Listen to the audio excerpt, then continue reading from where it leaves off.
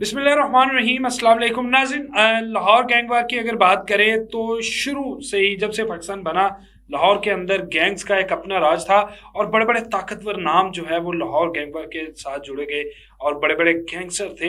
एक ऐसा मुकाबला हुआ जिसकी किसी को कोई उम्मीद ही नहीं थी अभी तक। तो पाकिस्तान आने के उस मुकाबले में जो एक गैंगवर या डॉन जो है वो पार हुआ, तो उसकी अभी तक पाकिस्तान में आने के हवाले से किसी को यकीन नहीं था आ रहा। लेकिन फिर अचानक रात गई खबर आती है कि जनाब पार कर दिया गया सीसीडी की जानिब से।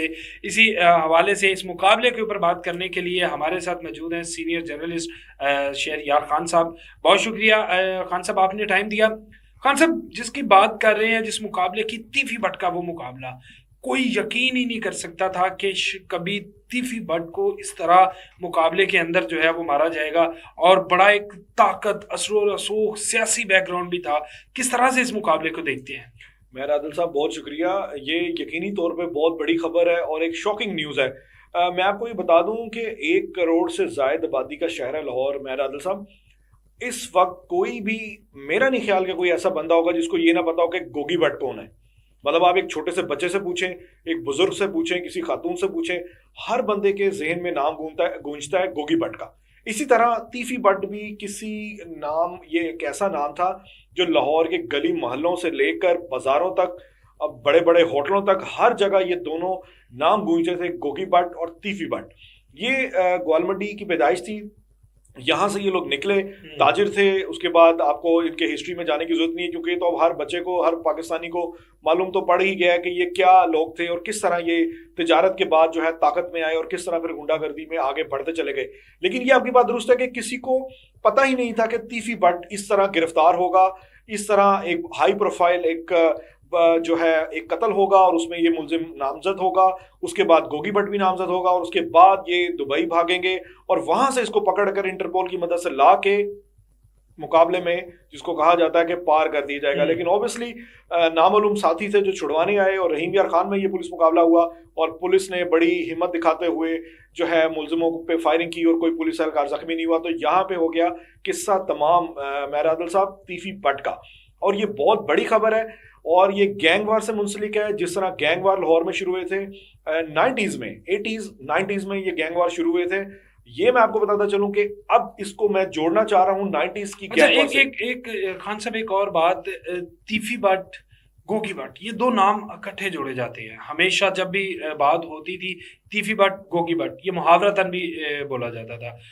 इसके साथ साथ एक टीपू ट्रका वाला, वो भी एक ख़ानदान था और दोनों की अपनी जो आपसी दुश्मनी थी वो भी थी। अब ये इतलात आ रही हैं कि गोगी भट्ट को भी जो है वो गिरफ्तार कर लिया गया है और गिरफ्तारी की जो वजह, जो नामालूम मुल्ज़मान ने रात फायरिंग की तीफी भट्ट को छुड़वाने के लिए, उस केस में कितनी सदाकत है इन इतलात के अंदर और क्या गोगी भट्ट का भी वही यही निजाम होने जा रहा है? मेहर आदिल साहब, ये चीज समझ लें कि गोगी भट्ट साहब इस वक्त सीटीडी की हिरासत में है। ये मैं आपको खबर दे दूं कि गोगी भट्ट जो है इस वक्त सीसीडी की हिरासत में है। और मेरी कुछ दिन पहले मैंने इंटरव्यू के लिए उनसे बात भी की थी और मैं उनसे मिलने भी गया था। और जब उनकी कैटेगोरली उन्होंने कहा था कि अगली वारी मेरी है, ये उनके अल्फाज थे कि अगली वारी मेरी है। अब ये अगली बारी का मतलब उनको भी पता था। ये मैं आपसे तकरीबन को 1.5 से 2 हफ्ते पुरानी बात बता रहा हूँ कि उसमें उन्होंने बड़ा वाज़ा किया था कि जनाब ये कुछ होने वाला है। और फिर उसके बाद हमने वही देखा, जिस तरह मैंने ऑफ द रिकॉर्ड गुफ्तगू में ये बताया था कि सीटीडी के पास ये कस्टडी में आएंगे और फिर इसके बाद कोई चांस नहीं है बचने का, कोई मुमकिन तौर पर कोई नज़र नहीं आ रहा। तो गोगी भट्ट जो है इस वक्त बाकायदा तौर पर गिरफ्तारी डल चुकी है, सीटीडी के पास हैं। ये जो नामालूम हमलावर छुड़वाने आए थे उसमें भी नामजद है और दूर जाने की जरूरत नहीं है आपको। दर्जनों ऐसे केसेस हैं जिनमें ये नामजद हैं और थाना चूंग से लेकर थाना ग्वालमंडी तक इनके ऊपर मुकदमात हैं। कई मुकदमात में इश्तिहारी हैं। इनकी अपनी वकला की टीम है, ठीक ठाक बड़ी टीम है जो कि इन मुकदमात को देख रही थी। इसके बाद किसी ने इनको मशवरा दिया गोगी भट्ट को कि आप सोशल मीडिया ओरिएंटेड हो, जरा इंटरव्यू देना शुरू करें, जरा सामने आए, जरा तो थोड़ा सा ना आपको जरा खलनायक स्टाइल में बना के पेश करेंगे। तो वो मनसूबा तो बज़ाहिर नाकाम हो गया क्योंकि खलनायक कौन है और कौन हीरो है वो तो पता चल गया। अब हीरो की तरफ भी मैं आपको बता देता हूँ कि अब कोई बड़ी खबर आ सकती है किसी भी वक्त, क्योंकि जितने मुकदमात हैं, जितने ज़्यादा रिकॉर्ड याफ्ता हैं, کچھ بھی ہو سکتا ہے اور کوئی بھی بڑی خبر آپ کو آئندہ 48 گھنٹے میں جو ہے وہ آپ کی اسکرین پہ بریکنگ نیوز کی صورت میں نمودار ہو سکتی ہے. تو گوگی بٹ جو ہے اس وقت پولیس کی حراست میں ہے, اور جو ہے وہ جو ڈیل کی باتیں ہو رہی تھی وہ سب بکواس تھی. ایسا کچھ نہیں ہے. پاکستان میں قانون کی حاکمیت الٹیمیٹلی اب آ کے ہے. پولیس اپنا رول ادا کر رہی ہے اور اپنا رول ادا کرتی رہے گی, اور آئندہ بھی جب اس کو موقع ملے گا تو پنجاب پولیس جو ہے نا وہ ڈومینیٹ کرے گی. اچھا خان صاحب, ماضی کو اگر دیکھیں یا ہم آج کی بات کریں تو گینگ وار جب بڑھا تب بڑی دیر کے بعد ایکشن آتا ہے. کیوں, اس کی وجہ کیا ہے کہ اتنا لیٹ ایکشن؟ اگر بالکل آپ سے ہم جانیں گے بھی کہ ماضی کے ساتھ یہ کتنا مل رہا ہے. حکومتیں بھی بدلتی ہیں لیکن یہ گینگ وار وہیں پر ہے, یہ ڈان بھی ہیں, علاقے کے اندر خوف و ہراس بھی ہے, اور پھر آگے ان کی نسلیں بھی اسی راستے پر چلتی ہیں. جی بالکل ایسے ہی ہے. دیکھیں یہ بدقسمتی رہی ہے لاہور کی کہ لاہور میں جب سیاست کا آغاز ہو رہا تھا تو سیاست کے ساتھ ساتھ لازم و ملزوم تھے ہمارے جو طلبہ تنظیمیں ہوتی تھی. تو اس میں لاہور کے جو بڑے کالج تھے, جس میں ایک دیال سنگھ کالج تھا, ایک اسلامیہ کالج, اور اس کے ساتھ ایک تھا ایم اے کالج. گو کہ اب تو وہ ویسا بدماشی کلچر نہیں رہا, لیکن اس جو طلبہ تنظیموں کی جو بیچ میں انوالومنٹ تھی, اس کی وجہ سے سیاسی جماعتیں جو ہیں بعض ان سے فائدہ اٹھاتی تھیں اور ان کو یوز کرتی تھی اپنے مقاصد کے لیے. میں آپ کو یہ بتاتا چلوں کہ 90s کی, جیسے میں نے کو پروگرام کے شروع میں میرا عادل صاحب بھی میں نے بتانے کی کوشش کی تھی کہ اس کو 90s کی آپ گینگ وار سے کیسے جوڑ رہے ہیں, تو ایک بڑا نام تھا 90s میں ارشد امین. ارشد امین چودھری جو ہے وہ ایک دہشت کی علامت بن گیا تھا. وہ اسی طرح ہی ایم ایس ایف سے نکلا, ایک طلبہ تنظیم سے نکلا. اس کے بعد کئی لوگوں پہ قتل کا الزام تھا ارشد امین کے اوپر. کئی ہم خیال جو مخالف تھے, طلبہ تھے, اسٹوڈنٹ تھے, گینگ وار میں ان کو مروانے کا الزام تھا. اس کے بارے میں یہ مشہور ہوتا تھا کہ وہ چلتے چلتے اگر کوئی بائک پہ جا رہا ہے تو کسی سے پھٹا ہوا تو وہ گولی مار دیتا تھا ٹانگوں پہ. تو ارشد امین ایک وقت میں دہشت کی علامت بن گیا تھا. اور یہ جو اگر آپ یہی بینا بیلٹ کو اگر دیکھیں جو کہ موجودہ ملتان روڈ بنتی ہے, جس میں سمن آباد سے لے کے جو یہ پورا ایریا ہے, یہاں پہ ارشد امین کا نام گونجتا تھا. لوگ ڈرتے تھے کہ ارشد امین ایک بلا چیز ہے. اس کے بعد عاطف چودھری آیا, تو ارشد امین بھی یہی چیز تھا. وہ یہ دونوں جو تھے, ارشد امین, عاطف چودھری, ان کا ایک نام تھا اور لوگ ڈرتے تھے. ایون یہ دکانوں سے پتے لیتے تھے. ایک 9 نمبر ویگن چلتی ہوتی تھی جو اسٹیشن ملتان روڈ تک چلتی تھی, بڑی پاپولر وین تھی. اس وین کے سارے ڈرائیور بھتہ دینے میں مجبور تھے کہ بھائی ہم نے اگر اس ایریا سے گزرنا ہے تو ہم نے بھتہ دینا ہی دینا ہے. تو بڑا جائیدادیں تھی, یہ جس کو بھلا اسٹاپ بولتے ہیں, سمن آباد ایریا ہے, یہاں پہ ارشد امین کا ایک نام تھا. بھائی نے ایسے ہی جب یہ لوگ جب ریاست جو ہے اپنا آپ دکھانے میں آئی, تو شہباز شریف صاحب نے کیٹیگوریلی بڑا کلیئر سٹیٹمنٹ دیا تھا اس وقت کہ لاہور کو گینگ وار سے ختم کرنا ہے, یہ بدماشی کلچر کو میں نے ختم کر دینا ہے. اسی دوران عابد باکسر وغیرہ آئے, اور یہ پھر سارے سون جتنے بھی پولیس اہلکار تھے بڑے مشہور قسم کے تھے, جو انکاؤنٹر اسپیشلسٹ تھے, یہ مقابلوں کا سلسلہ شروع ہوا. لوگ مرتے چلے گئے, اور جو ہے کئی میں نے خود دیکھا کہ کئی مومر خواتین کو میں نے روتے ہوئے دیکھا کہ جن کے بچے مر گئے تھے, اور جب انکاؤنٹر ہوئے اور اس طرح کے لوگ فیصلہ کن موڑ میں آ کر اس دنیا سے گئے, تو وہ لوگ, عورتیں دعائیں دے رہی تھیں پولیس کو کہ یار تم لوگوں نے بڑا زبردست کیا کہ ہمیں انصاف مل گیا. تو ارشد امین جب قتل ہوا تھا, یہ ناجی بٹ وغیرہ, یہ ہمایوں گجر وغیرہ, جس پہ فلمیں بھی بنی, تو ہمایوں گجر وغیرہ یہ سارا گروپ مخالف تھا, یہ ارشد امین کے خلاف الائنس بن گیا تھا.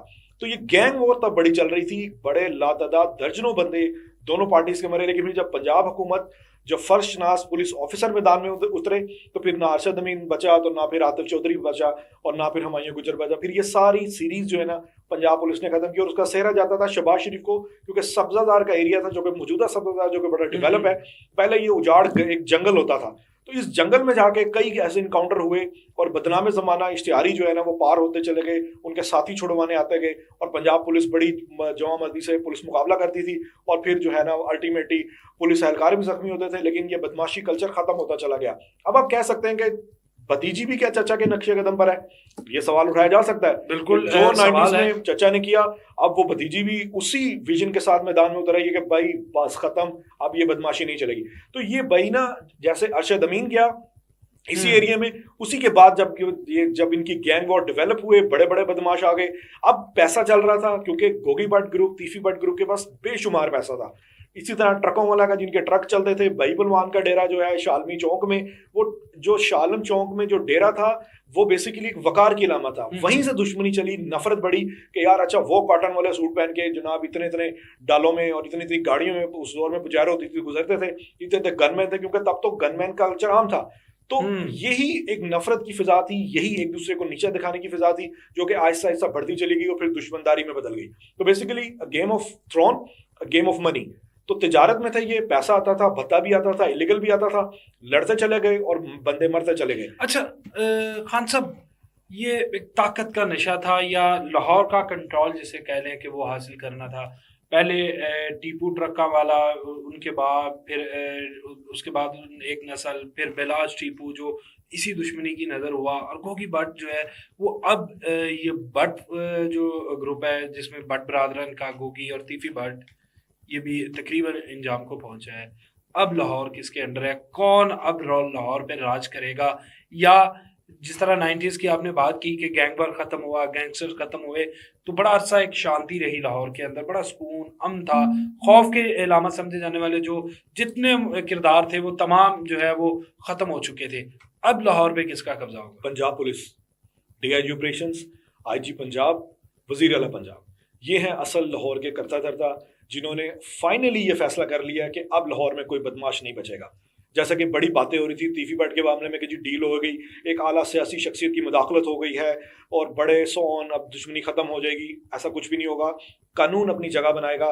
آپ نے ڈی آئی جی فیصل کامران صاحب کا ایک شارٹ بڑا وائرل ہوا تھا جس میں انہوں نے کہا تھا کہ لاہور میں کہاں ہے ڈون, اگر کوئی ڈون ہے تو مجھے بتا دیں.